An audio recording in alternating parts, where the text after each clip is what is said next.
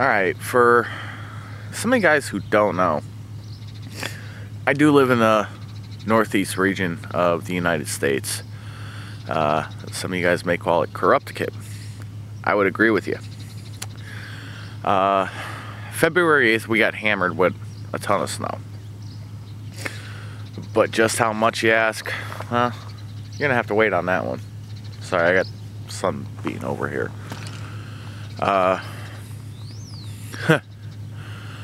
How can I put this? Area I'm living in, we're trapped like rats. Well, figured I'd at least show you. Now this is what happens when plows, or when a state of emergency happens. Now I know what you're seeing.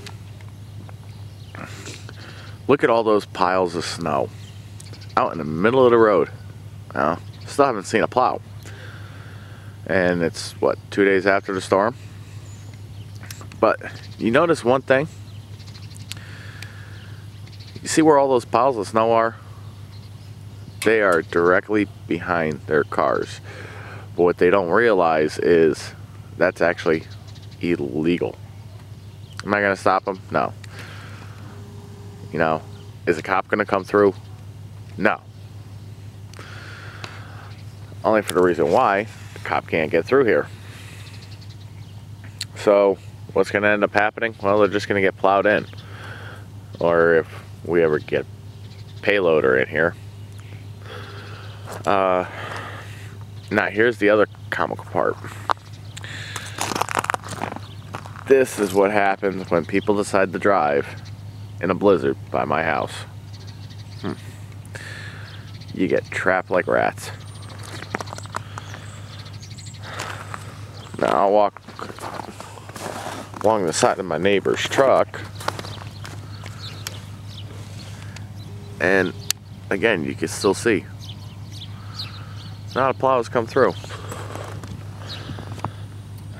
And the comical part is we still have 2 or 3 more vehicles that are stuck because they decided to go for a drive in the middle of the blizzard. I mean, you can see what the field next door to my house looks like, and it ain't pleasant. And you can see how much people actually shovel. So, anyways, I'm gonna get back inside. I got a pot of coffee just got made. It'll be nice. Oh well. You can only watch so many movies and so much TV without getting really bored. So, I'll talk to you guys later. Be safe. Fight for your rights. You know, do all that other nice stuff.